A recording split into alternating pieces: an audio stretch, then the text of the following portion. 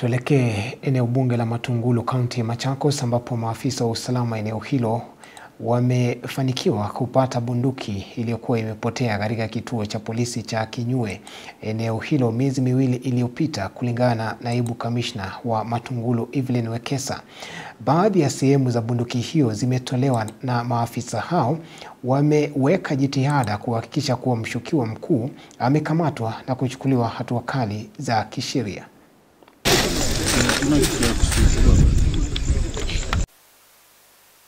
Kwa majina naitwa Evelyn Wekesa. Mimi ni naibu wa commissioner wa Matungulu sub county.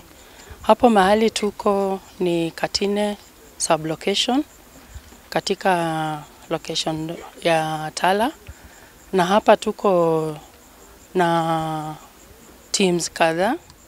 Tuko hapa kama kamati ya usalama, na pia tuko na teams za kutoka kwa ngao na wananchi wa area hii ya Katine.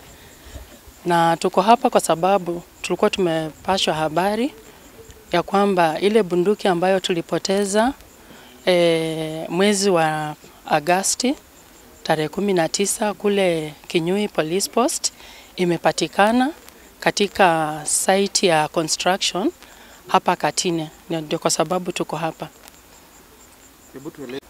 Bunduki ilipotelea kule kwa posti yetu moja katika location ya Madeine kwa police post inaitwa Kinyui.